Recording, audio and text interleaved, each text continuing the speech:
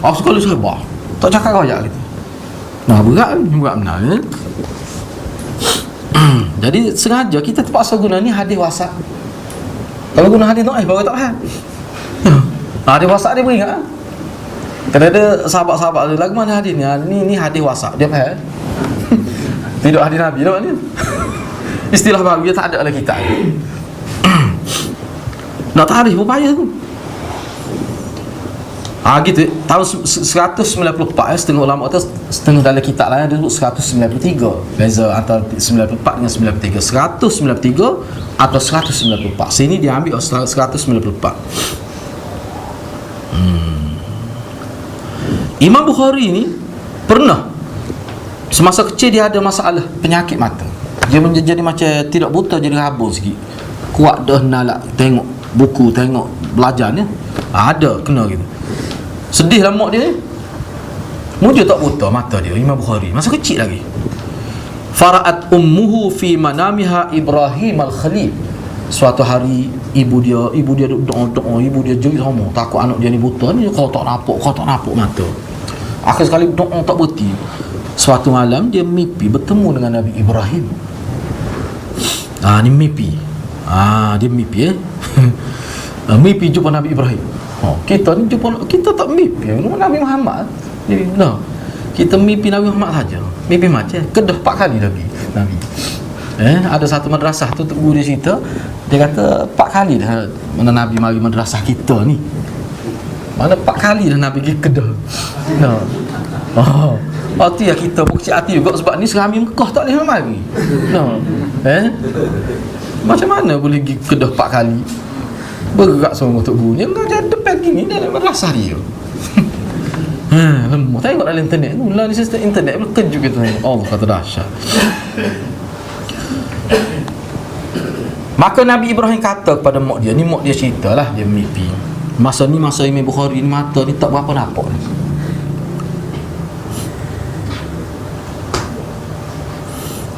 Nabi Ibrahim kata kepada mak dia, ya hadis ni kalau bahasa kita kan, puan, wahai puan.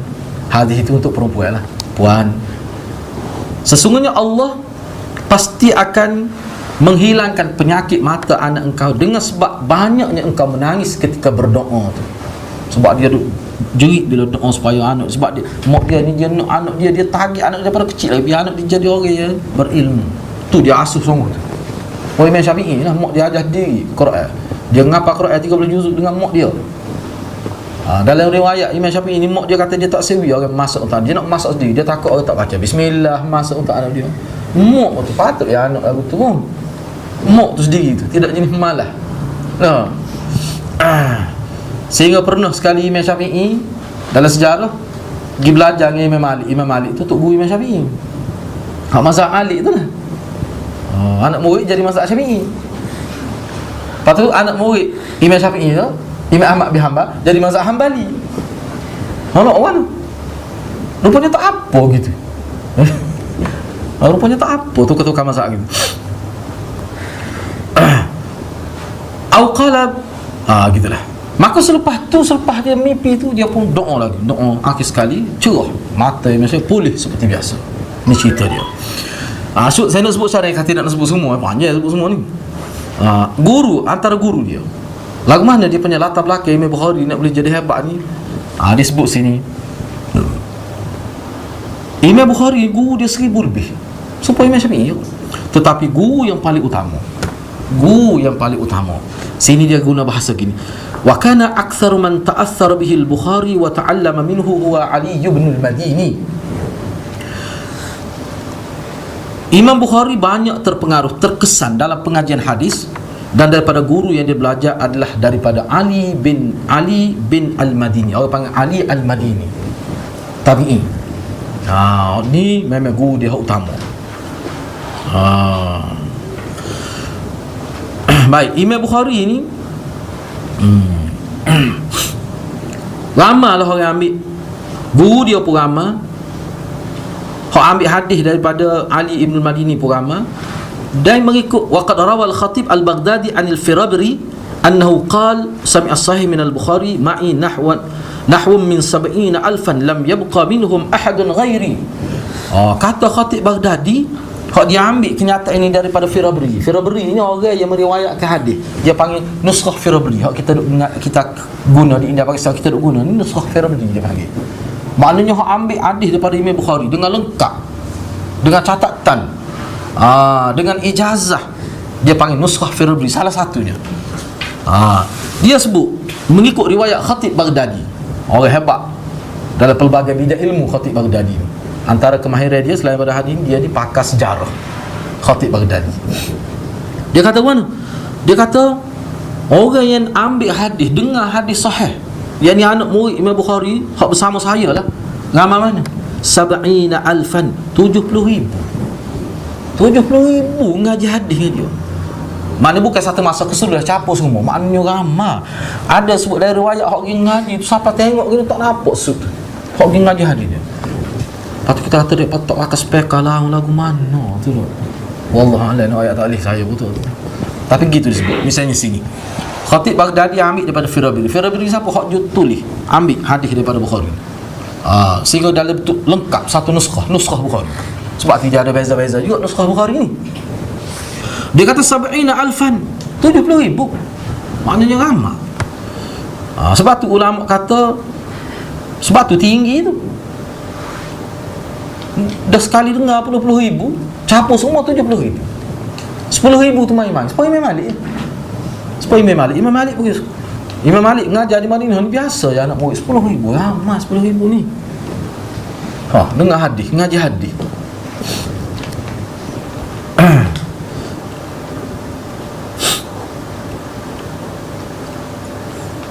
Hak disiplin lain tu kita kena jaga lah. Ngaji kena ada ismaya, tak boleh buat maksiat. Nak ngaji hadis ni syarat dia ketat lah.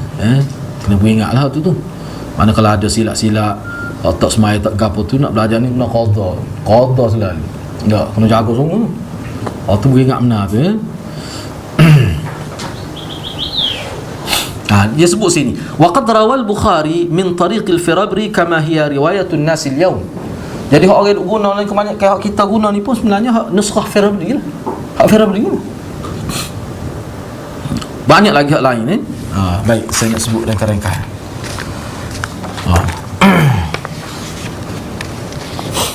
Imam Bukhari ni, baik, saya nak sebut tokoh-tokoh biar kita tahu ya, tokoh-tokoh secara ringkas. Misalnya Imam Muslim belajar dengan Imam Bukhari kot. Imam Muslim hak nombor 2 sahih selepas, nombor 3 sahih selepas Quran.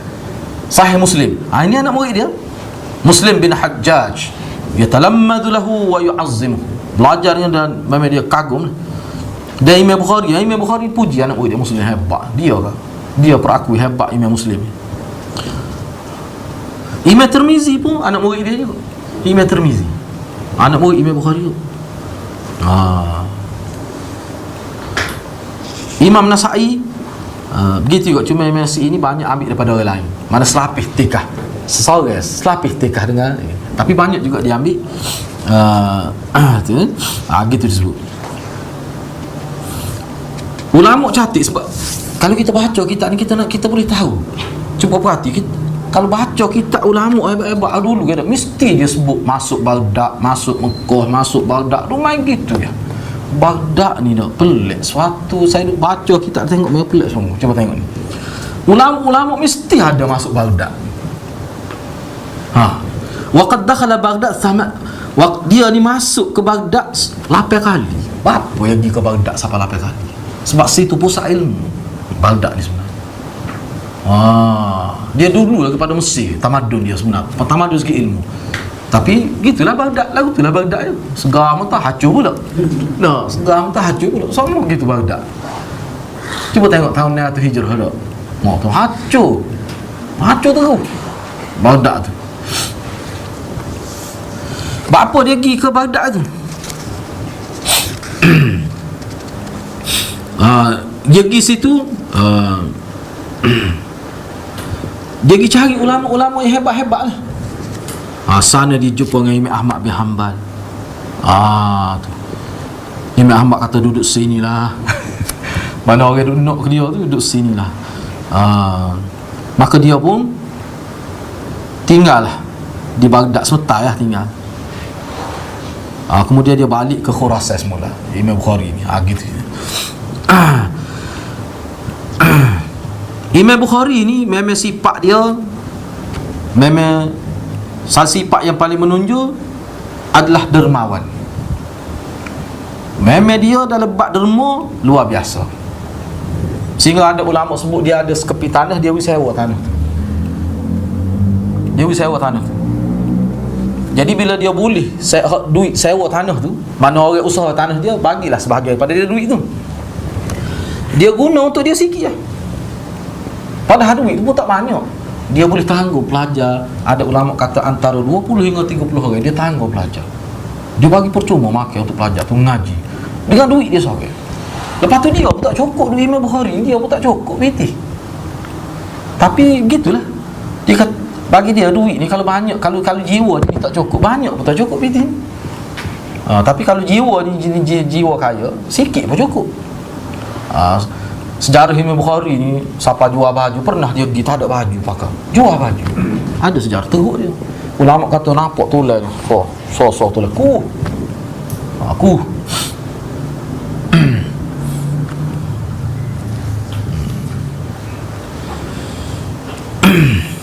Al-iqbal ala al-ilm, antara sifat dia fokus pada ilmu. Kalau bab ilmu, wallahu a'lam, anda pun cari tak jumpa dia ni nikah ke tidak. Sebab ulama kata tak tahu. Pelik ulama-ulama ni. So kepak sore pun tak tentu lagi. Qama al-Bukhari bi'ada'i faridat al-haji wa umrah 18 sanah fa aqama bihi wa yatlubu bihi al-hadith. Imam Bukhari, saya pakai terjemah lah. Imam Bukhari ni dia pergi menunaikan haji. Banyak kan? Saya pun tak tengok, cuba tengok dalam peta. Daripada Bukhara dia nak pergi Mekah jalan kaki. Kira lah. Cuba tengok dalam peta. Dalam peta ni kalau sejekar pun jangan tu. Dalam peta ni kalau jauh apa sejekar. Jangan. Cuba tengok dalam peta. Agak-agak berapa ribu kilometer. Jalan kaki. Paruk tu. Dia pergi mengenai haji umrah. Ketika umur dia 18 tahun dia jalan. Ketika umur 18 tahun dia jalan lah. Sampai-sampai dia cari hadis, kita tanya tu, dia dapat maklumat kata sana ada hadis. Dia pergi. Pergi cari jalan. Lepas tu siapa ke tanah Arab, pergi buat haji. Masa ni umur 18 ni jelajah. Dia akan pergi tempat ilmu, sebab tu dia tak mari di Malaysia ni. Masa tu tak ada ke di Malaysia. Tu. Jadi dia pergi tempat-tempat ilmu. Sebab tu kalau kita dapat dia Baghdad dia pergi, Mekah, Madinah, dia main kawasan tu ya. Kerana nak hasil tu bukan saya saja untuk gerelah, tidak. Kemudian selepas daripada satu perkara saya nak peringatkan, ulama kita tak kira lah Imam Syafi'i ke apa pun, dia pergi mengerjakan haji dan umrah ni adalah untuk charge, untuk ambil semangat. Bila pergi duduk kat Nabi tu, dia semaya di masjid Nabi, pergi kubur Nabi tu, dia macam hari satu semangat. Itu sahabat. Tu. Sampai Imam Syafi'i rasa senang kali jalan kaki. Bila pergi tu, dekat dia nak mati tu, setahun nak mati, dia pergi jumpa semua tok guru dia. Pergi jumpa tok guru, jumpa mata. Lepas tu dia mati tahun tu. Ni maknanya pengaruh tanah haram itu dalam jiwa ulama. Padahal dia ni bukan duduk tanah haram, Bukhara.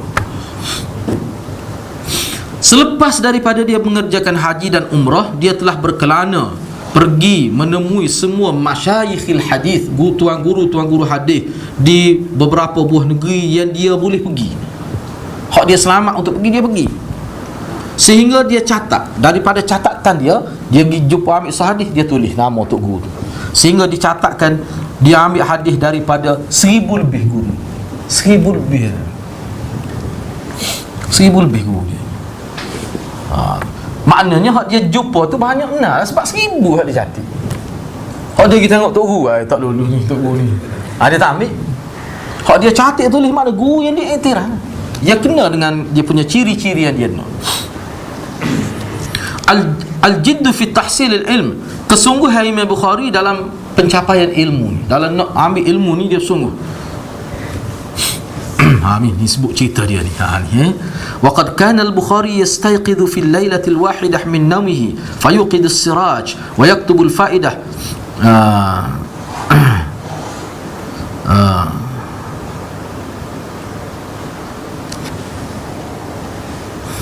Imam Bukhari ni pernah dia terjaga pada satu malam, terjaga daripada tidur dia.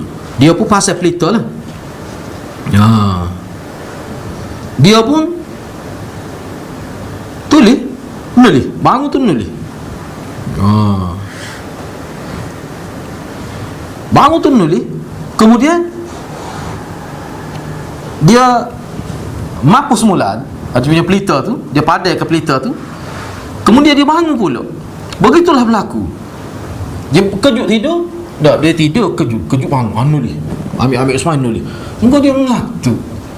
Nera pula. Lepas tu bangun pula, sapa 20 kali. Setiap kali dia bangun mesti dia nulis. Pelik dia ni. Sapa 20 kali. Mana tidak bangun saja dak. Bangun kecil tidur pula dak. Mana dia bangun tu, dia ambil esmai, dia nulis. Nulis sikit lah. So faedah. Lepas tu mengangkat tidur pula. Lepas tu kejut pula. Kita kata tak terkejut dia. Sampai 20 kali. Mana buat awak ni? Sampai begitu sekali cara dia. Maknanya ulama nak sebut ke dia sini, kita kena faham lah. Maksud sini dia tak sebut, cuma kalau kita baca itu kita boleh tahu lah. Baca kitab-kitab lain. Nak ayatnya dia ni tidur tu pun jiwa dia tu jiwa ilmu.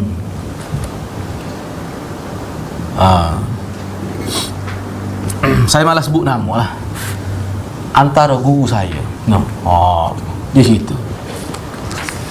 Setengah adalah kita, kalau guru lain pun kada kita ngaji banyak guru kita cari dia, kita jumpa lah benda-benda ni.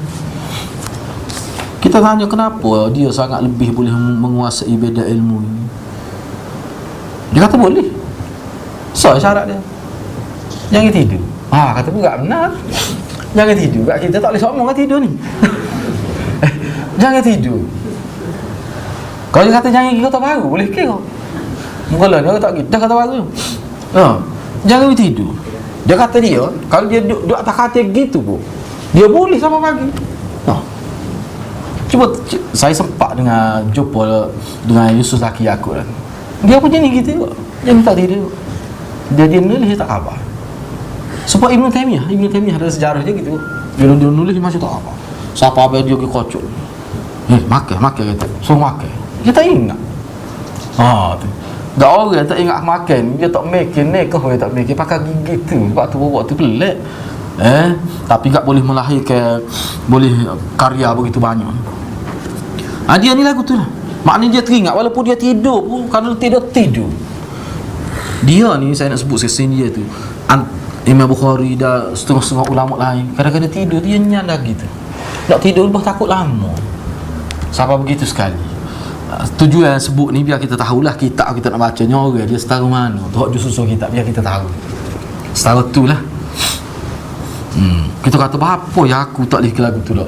Kita ni lama tak kadang-kadang tak ada rapat tu neredah pala. Nedunya. Ataupun kalau payah nak tidur pergi kitab nerah. Tak ada buka. Tu dia punya hikmat kitab ni banyak jugalah sebenarnya.